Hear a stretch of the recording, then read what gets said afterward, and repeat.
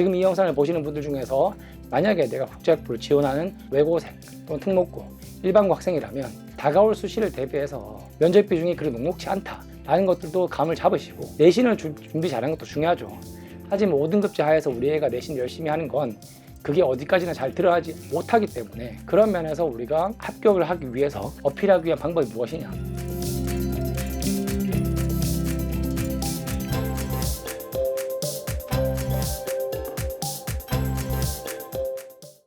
반갑습니다. KNS 박태웅 소장입니다. 자, 이번 시간에는요, 지난 수시 결과를 바탕으로 국제학부에 대해서 좀 더 깊이 있게 살펴보도록 하겠습니다. 보신 것처럼 국제학부는 누가 들어가나, 일단 국제학부 입결에 대해서 좀 말씀을 드리고요, 그리고 올해 저희 쪽에 진행하고 있는 KNS 국제학 프로그램에 대해서 좀 상세하게 말씀드리도록 하겠습니다. 26학년도 이번 학년도의 대입 특징은 보신 것처럼 생기부, 자, 교과 세특의 중요성이 더욱 커졌습니다. 이건 제가 뭐 말씀드릴 필요가 없을 거예요. 그리고 비교과 다양성도 중요해졌죠. 제가 굳이 교과 세특을 제외한 비교과 다양성까지도 말씀을 드린 이유는 비교과에 대해서 늘 전공과 진로에 대해서 고민들을 많이 하시기 때문에 그 부분에 대해서 좀 다양해도 문제가 없다, 이런 맥락에 좀 이해를 하시면 되고요. 내신은 어떻습니까? 특기자 확정 구분이 없습니다. 이제 과거에는 우리가 연대나 이화여대나 특기자 전형으로 지원하는 학생들의 내신 성적이 조금 낮은 것이 사실이었습니다. 그럼에도 불구하고 이제는 특히 연대 유디의 경우에는 특기자를 지원한다 하더라도 이게 외고든 일반고든 소위 다른 전형 지원하는 거와 큰 차이가 없습니다. 단지 모집 단위의 차이, 또는 뭐죠? 내가 영어로 말하는 거에 어떤 관심과 특기가 있냐, 이런 정도의 차이밖에 없다는 거예요. 심지어 이화여대는 아시는 것처럼 올해부터 특기 전형이 폐지가 됐잖아요. 자, 두 번째, 자, 국수사 골고루. 이건 이렇습니다. 제목에서 보신 것처럼 제가 국제학부에 대한 설명이기 때문에 그런 거예요. 국제학부는 일반적으로 영어만 잘해도 됐습니다. 물론 영어만 잘해서 지난해 25학년도에 합격한 친구들도 많습니다. 그럼에도 불구하고 이제는 특기자가 영어만 잘한다는 걸 벗어나서 생활기록부라는 1차의 서류 검토 단계에서도 국어나 수학이나 사회나 과학 같은 교과목이 골고루 좀 성적이 좋아야지만 1차를 합격할 확률이 높아지게 된다, 이런 것들이 조금 더 두드러졌다 라고 보시면 되겠습니다. 세 번째, 국제학부는 영어만 잘해도 되느냐. 자, 두 번째가 같은 맥락이죠. 영어만 잘해서 가는 경우도 있어요. 특출나게 잘하는 경우. 하지만 그 영어가 일반적인 몇 등급 수준이라면 국어든 수학이든 다른 눈에 띄는 교과목도 잘하는 것이 1차 통과되는데 도움이 될 것이다. 이런 어떤 생기부와 내신의 특징들을 종합했을 때 수시의 경우에는 올해, 자, 궤적의 면접이 40%, 지난해에 비해서 비중이 10% 줄어들었습니다. 그럼에도 불구하고 여전히 11월 초에 결과 발표나고 수능 전주 토요일날 시험 보는 아주 부담스러운 전형에는 차이가 없습니다. 두 번째, 연대국제형 1차 사배수입니다. 자, 드디어 문과에도 적용이 됐습니다.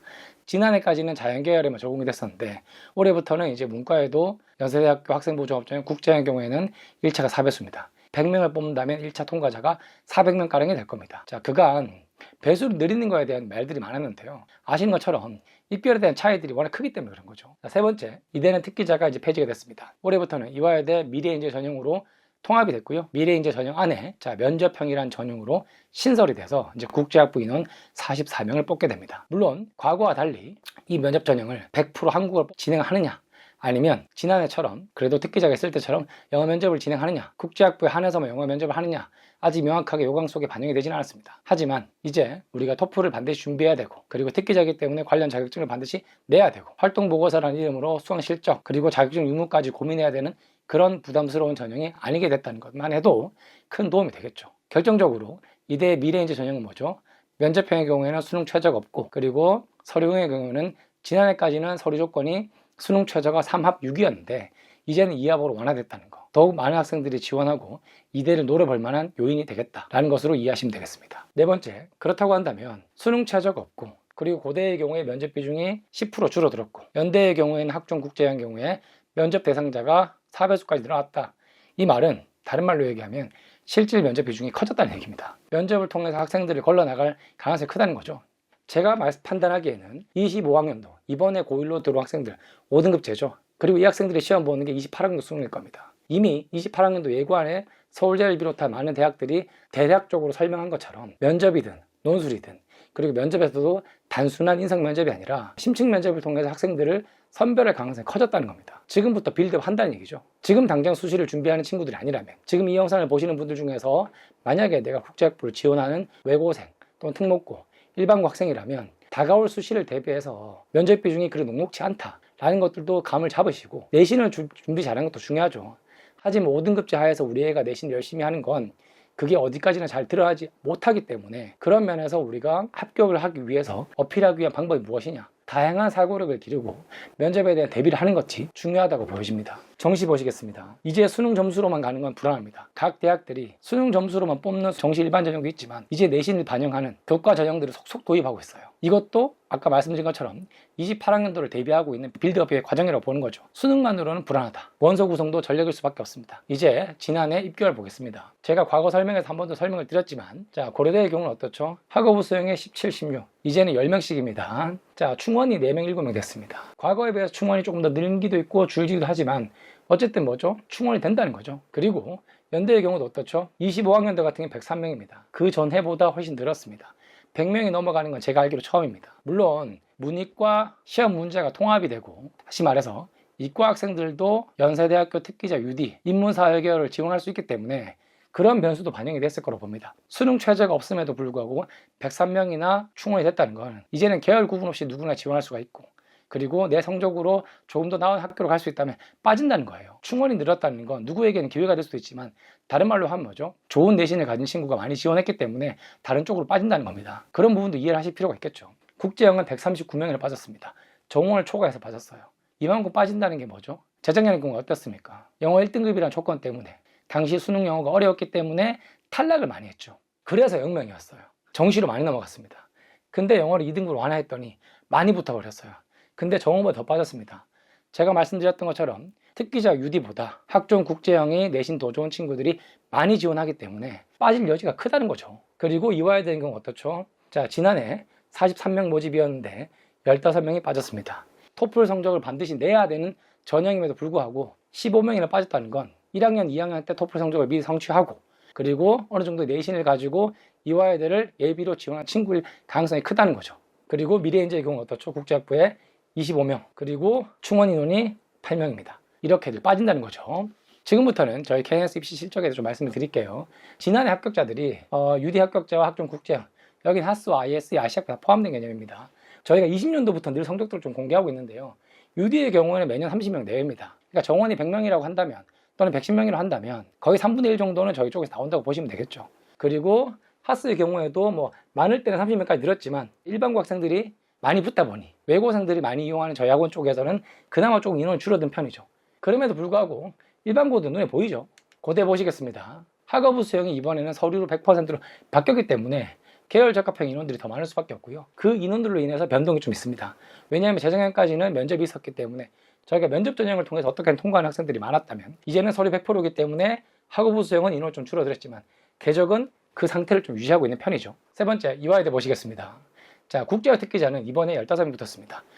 43명 모집에 15명이면 적은 거 아닌가? 저희가 3분의 1 정도는 하죠. 자신있게 말씀드리겠습니다. 2024학년도, 그리고 작년이었던 2025학년도 이화여대 국제학부 장학금 받고 1등으로 들어간 학생들 전부 저희 KNS 학생입니다. 학원으로 개인적으로 말씀 주시면 제가 학생 이름과 학교 어딘지 공개해 드리겠습니다.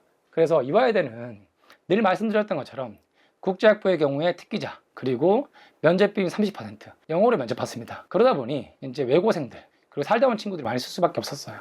올해부터는 제가 말씀드렸던 것처럼 미래인재 전형 면접형으로 통합됐기 때문에 이제는 변수가 어떻게 될지 모르겠습니다. 제가 말씀드렸던 것처럼 국제학부를 하더라도 영어 면접이 아니라 한국 면접을 본다, 이제 많은 변화가 생길 수도 있겠죠. 하지만 적어도 지난해까지는 이런 학생들이, 그리고 매년 꾸준히 인원들이 붙어왔다는 거 좀 이해하시면 되겠죠. 그러면 저희 KNS에서 진행하고 있는 강좌의 특징, 어떤 분들이 수업하시냐. 지난해 수업하셨던 스티븐 선생님 계시죠. 현장 설명회 작년에 들어오셨던 분들은 아실 거고요. 저희가 5월에 6월 중에 선생님들이 직접 나오셔서 설명회를 진행하실 겁니다. 올해는 저희가 야심차게 완전 원어민 선생님으로 한 명 더 추가가 됐습니다. 조 선생님께서 새로 들어오실 거고요. UD를 좀 더 강화할 예정입니다. 기존 9등급제에서 남은 2개년도 동안 UD 지원자들이 늘어날 가능성이 큽니다. 그렇다고 한다면 특성에 맞게끔 저희가 공부를 가르치고 수업을 진행할 수밖에 없겠죠. 스티븐 선생님이 강하신 어떤 철학적인 얘기, 그리고 조 선생님이 강하신 정치, 사회과학 관련된 얘기들 100% 영어 수업으로 진행이 되니까 원하는 수업 맞게끔 선생님을 선택하셔서 수업을 들을 수 있도록 저희가 늘 제공할 거고요. 특히나 지금 1학년들, 28학년을 준비한 학생들의 경우에는 아까 말씀드렸죠. 이제 면접 비중이 점점 더 심층 면접화 되어 가고 있다. 과거에 우리가 지금까지는 UD를 준비한 학생들이 빨리 진행하면 고2 겨울방학 때 미리 맛보기를 하고 고3 때 필요한 만큼 들으면서 자, 여름방학이 시작이 되면 본격적으로 저희가 정규반 오픈하는데, 그게 아니라 1학년들은 이제 1학년 여름방학이나 겨울방학이나 남는 시간을 활용해서 미리 사고력을 키울 수 있는 과정을 영어로 수업을 듣는 게 좋겠다 라는 걸로 좀 설명을 드리겠습니다. 학원 특징이 뭐죠? 당연히 다회차 연습입니다. 3개의 세션을 통해서 선생님께서 강의를 하시고 인터뷰를 진행하죠. 아마 요 2가지 정도는 대부분의 학원들이 좀 비슷하게 진행한다고 여겨질 겁니다. 하지만 저희 특징은 뭡니까? 강의하시는 선생님이 면접도 진행하죠. 대부분의 학원들은 강의하시고 선생님이 떠나고 면접은 조교만 합니다. 저희는 선생님이 들어가서 면접도 함께 진행합니다. 그리고 전체 리뷰도 해주시죠.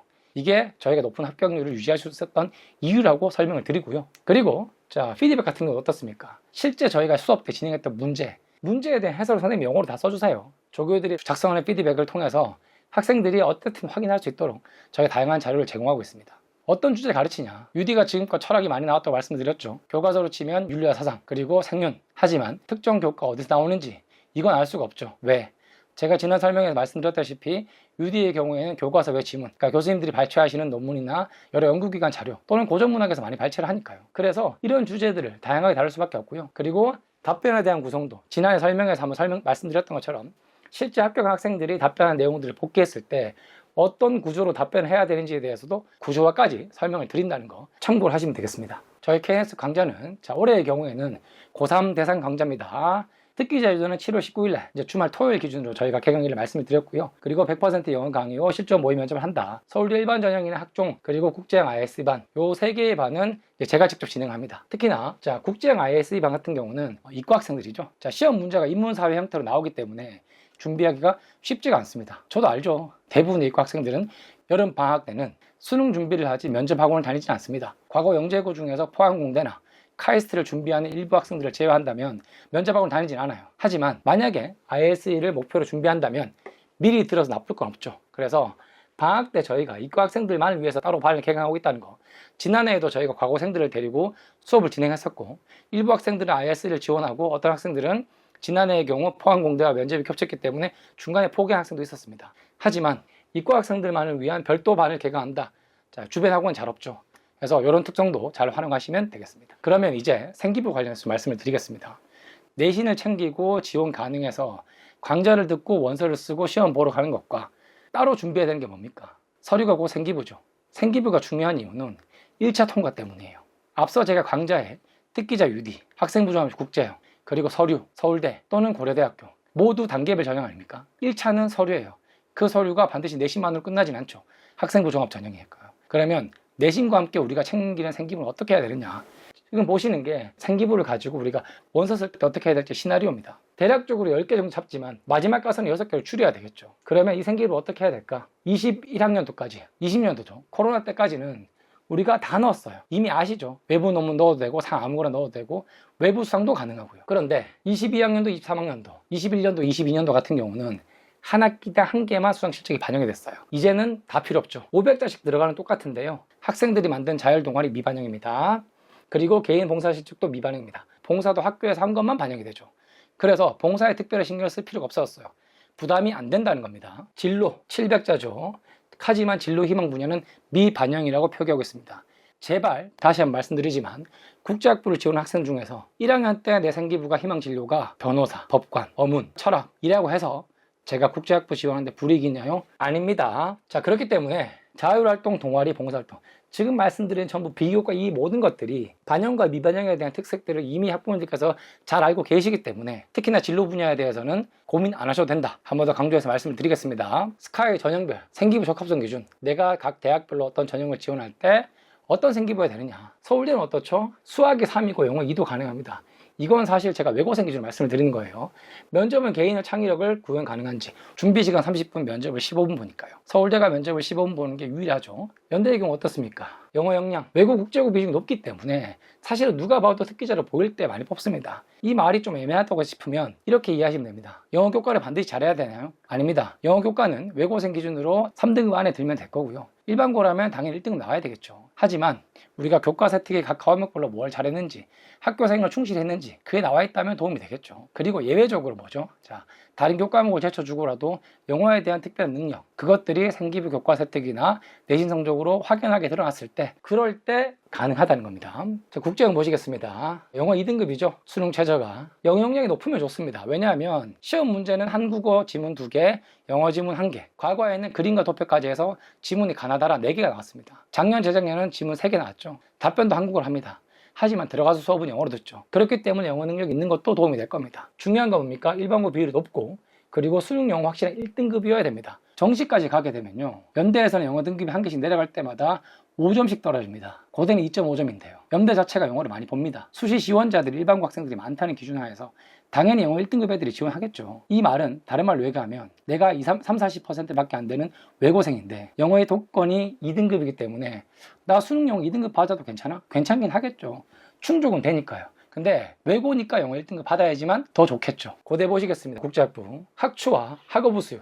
개정 없습니다. 영어 내신이 좋으면 좋지만 학추하고는 수능 최저 달성이 관건입니다. 학추는 이번에 수능 최저가 새로 생겼죠. 학업우 수의 경우에는 이미 지난해부터 4합 8로 서류는 뽑게 됐습니다. 3년 전까지는 4합 7이었습니다. 수능 조건이 완화됐음에도 불구하고 이 조건을 가지고 학업우 수용을 쓰는 것들이 쉽지는 않습니다. 그래서 수능 최저에 맞추는 게 되게 중요한 요인이 되고, 다만 계열 적합형의 경우는 어떻습니까? 영어 역량 그리고 영어 관련 활동들이 강점이 될 수도 있습니다. 계열 적합형에 한해서입니다. 마지막으로 이어야 됩니다.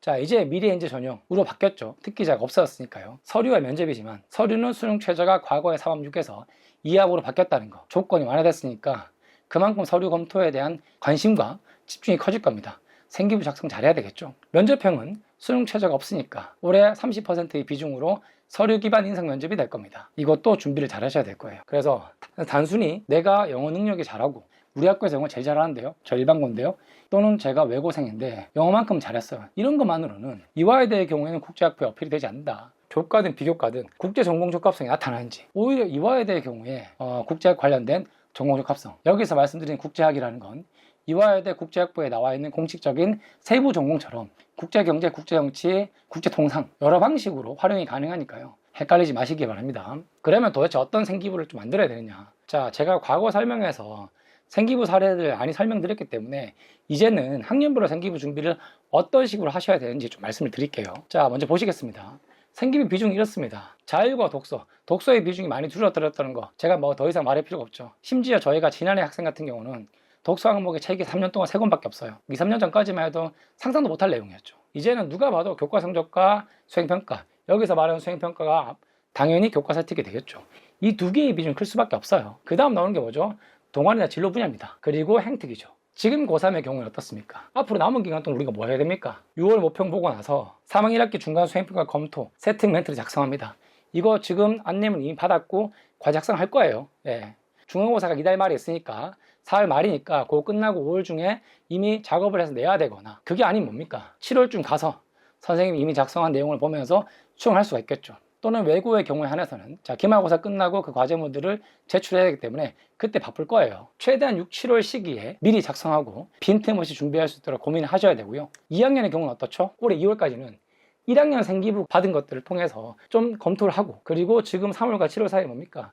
진로 방향에 대한 구체화 및 관련 활동을 하는 게 좋습니다. 여기서 말한 진로 방향 구체화 관련 활동은 내 진로 희망 분야와 관련해서 만약에 우리 학교에서 각종 프로그램 진로 활동에 관련해서 진로 탐색 또는 진로 심화 스터디, 명사소통 강연 이런 걸 통해서 여러 활동도 존재한다면 그거에 대해서 진지하고 꼼꼼하게 활동하실 필요가 있다는 겁니다. 그리고 확인된 미흡 활동으로 보완, 수행평가 잘 보셔야 되죠. 지금 2학년이니까요. 그리고 그 1학기가 끝나고 나면 1학년 생기부 재검금 이때 한 번 더 보셔야 됩니다. 2학년 1학기 때까지 내가 어떻게 했는지, 1학년 때와 비교해서 뭐가 다른지, 내가 1학년 때에 비해서 내신이 그대로 안 좋은데 이건 좀 올랐는데 생기부가 더 보완되어야지 않을까? 이런 것들을 미리 준비하셔야 돼요. 미리. 그래야지만 12월 달에 선생님께서 생기부 보여주셨을 때 근거를 가지고 얘기할 수가 있어요. 대부분의 학생들이 12월에 가서 1학년이나 2학년이나 12월에 가서 선생님이 작성한 생기부 보고서야 고민해요. 내가 한 활동들을 다 반영 안 시켜줬어요. 저 여러 가지 했는데 왜 한 개밖에 안 써줬죠? 여러 가지 활동들 중에 몇 개만 추려서 되게 간략하게만 썼어요. 생기부는 내가 관심을 갖고 검토하고 선생님께 말씀드리는 만큼 바뀝니다. 내버려두면 선생님 마음대로 쓸 수밖에 없어요. 왜? 선생님의 권한이니까요. 그래서 미리미리 준비를 하고 근거를 챙겨 놓으셔야 되죠. 그래서 8월까지는 어쨌든 만약에 내 진로가 자꾸 바뀌게 된다, 진로 다양성에 대해서 고민하는 게 좋고, 만약 1학년 때 큰 차이가 없다, 2학년 때 그대로 갑니다. 그리고 자 12월 되면 어떻죠? 2학년 생기부 초안 검토, 선생님이 기말고사 끝나고 보여주실 때 시간을 3일에서 한 7일 정도 주시겠죠. 그때 꼼꼼하게 보시고 1학년과 비교해서 2학년 때 내 활동 부분에 대해서 좀 더 개선, 변경 또는 요청하실 게 있다면 이미 과거에 기록했던 내용들을 바탕으로 선생님께 근거를 제시하고, 제가 좀 더 구체적인 활동을 했는데 제가 과거에 수행평가할 때 만들어왔던 자료들이 이런 것들이 있습니다. 이게 반영이 됐으면 좋겠습니다.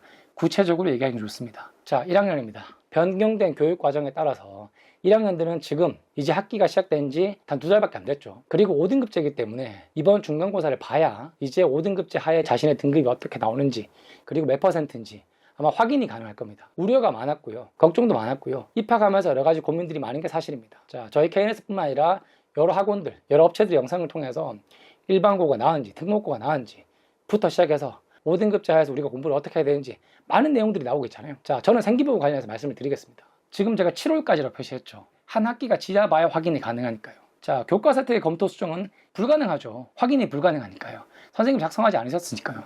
하지만 1학기 내 활동 중에 수행평가나 또는 과제를 한 게 있다면 제발 꼼꼼하게 내용을 기록해 두시기 바랍니다. 8월달, 자, 내가 어떤 진로로 갈 것인지, 그리고 관련 전공인지 검토를 한번 받으시는 게 좋겠습니다.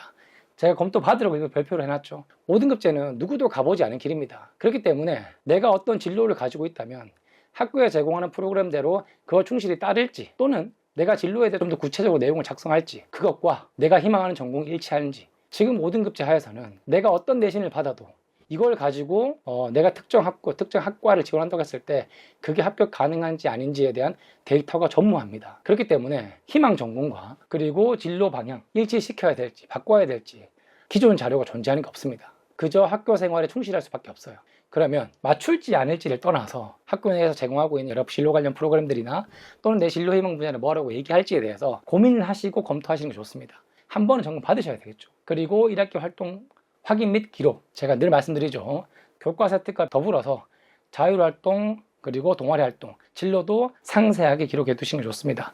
등급제가 5등급제가 되면서 내신의 변별력이 조금은 구간이 넓어짐으로 해서 희석되기 때문에 기록만이 살 길입니다. 2학기 때 어떻습니까? 1학기 활동 연계하고 내신 성적 잘 받아야 되겠죠. 그리고 12월 때 드디어 선생님께서 생기부 초안 검토를 아마 요청하실 겁니다. 1학년 2학기 기말고사 끝나는 12월 중순 지나고 나서 선생님께서 보여주실 거예요. 자, 대충 보고 넘어가는 게 아니라 학교에 선생님 주실 때 제가 준 거 다 맞는데요, 이렇게 내는 게 아니라 반드시 집에서 확인하고 외부에 필요하다면 검토를 받으시는 게 좋겠죠. 그리고 진로 방향 확인하고 1학년 활동 내용 및 검토 수정, 1학년 전체에 대한 내용들, 그리고 교과별 세특 검토도 한번 점검 받으시는 게 좋죠. 1월까지 생기부 변경이 가능한 학교들이 있기 때문에 상담받고 수정을 요청하시고 마무리하셔야 되겠습니다. 학년별로 생기부 일정에 대해서 조금씩 차이가 있다는 거 확인하시고, 지금 이 영상을 보신 학부모님과 학생들이 내가 어디에 속한지에 따라서 생기부 관리 일정들을 미리 잡으시는 게 좋겠습니다. 6학년도 원서적인 시나리오인데요. 이거는 이제 지금까지 저희가 학생들이 컨설팅하고 지도한 학생들의 어떤 데이터를 바탕으로 나름 잡은 시나리오입니다. 보신 것처럼 특목 자사고이고 수능 최저도 되고 정시도 된다. 아주 우수한 학생이죠. 마음대로 쓰십시오. 그렇지만 제가 굳이 2.5까지를 표현한 건 더 내려간다면 쓰기도 힘듭니다, 사실. 서울대 기준이 되겠죠. 일반고 같은 경우는 어떻죠? 적어도 1.8까지는 이런 구성을 쓸 가능성이 크다. 제가 이 두 가지를 보여드리는 이유는 외고생의 경우에는 대부분의 원서 시나리오가 정해져 있습니다. 외고에서 내가 조금 한다, 내신이 괜찮다, 서울대 1장, 연대 2장, 고대 2장, 그 다음에 성대 1장, 원서 정해져 있죠. 무슨 이유인지 모르겠지만 한양대 제외, 이화여대 제외, 또는 스페어로 한양대, 이화여대 쓰겠다, 여러 가지 시나리오가 존재할 겁니다. 하지만 이런 내신들을 가진 친구들이 요 시나리오에서 움직인다면 내가 같이 갈지 피해야 될지는 참고할 수가 있겠죠. 다수의 학생들이 포함된 요 중간 구간 보겠습니다. 자, 수능 최저까지 충족이 된다. 그러면 올해는 3.7까지도 가능할 것 같아요. 뭐가요? 고대 학업우수가요. 수능 최저가 되니까요. 수능 최저가 불안하다 라고 한다면 내신이 좀 더 높아야 될 것이고, 당연히 학업우수가 아닌 계열적 합병으로 빠져야 될 가능성이 크겠죠. 물론 연세대 국제학부는 뭐죠? 요 구간에서 많이 쓰게 될 겁니다. 일반고는 제가 일부러 국제학부로 유디를 안 넣은 이유가, 일반고 중에서 그 유디를 쓰는 경우는 아주 예외적인 경우죠. 해외 체류 경험이 있다거나 또는 영어에 특별한 자신감이 있다거나 모집 단위가 크기 때문에 활동 우수형을 쓰기에는 불안하고, 전략적으로 많은 인원을 뽑는 특기자 유디를 쓰겠다, 영어 지문 읽고 영어를 말하는 거 문제가 없다, 이런 경우를 쓸 거예요. 다수의 학생들이 유디를 고민할 때 이 구간이 될 것이고요. 만약에 이 내신을 1학년들이 지원한다고 할게요. 이게 26이 아니라 28이라고 우리가 바꿔서 예상해 봅시다. 그러면 특목자사고 학생들 같은 경우는 대부분 이게 2등급까지 나올 거예요. 소수점 얼마로 나오는 게 아니니까. 그러면 지금 1학년들 같은 경우는 자, 내가 1학기 끝나고 나서 등급이 1등급 나왔다. 또는 2학기 때 가서 2등급 좀 내려갔다. 1등급이든 2등급이든 등급 관리를 잘 하고 그 등급 구간에서 내가 상인지 아닌지 그런 부분도 잘 살피셔가지고 유디를 지원하는 고민을 하시는 게 맞겠죠. 마지막으로 3.6까지 내려가는 특목고 학생들 중에서 좀 그 밑에 있는 친구들 같은 게 어떠죠? 특기자 유디 쓰는 것도 가능하고 실제로 합격한 학생들도 있습니다. 그러니까 제가 말씀을 드리는 거죠. 하지만 그들이 하한선은 뭐죠? 중대까지 내려갑니다. 물론 4점대가 넘어가면 더 많은 학교로 내리라는 경우도 있어요. 학교 선생님하고 상담하실 때마다 이런 고민이 될 거예요. 지금 이 자료를 보시는 고3 학부모님들 같은 경우는 3월 달에 학생이 선생님과 면담하고 와서 이런 학교가 가능하대. 그대로만 듣고 있어서는 안 되죠. 7월에 기말고사 끝나고 이제 본격적으로 부모님과 모시고 상담을 진행하게 되면 또 내용이 바뀔 겁니다. 그 전에 우리는 이런 자료들을 참고해서 미리 대비를 하시는 게 중요합니다. 이상으로 국제학부 입결 및 KNS 프로그램에 대해서 설명 마치겠습니다. 감사합니다.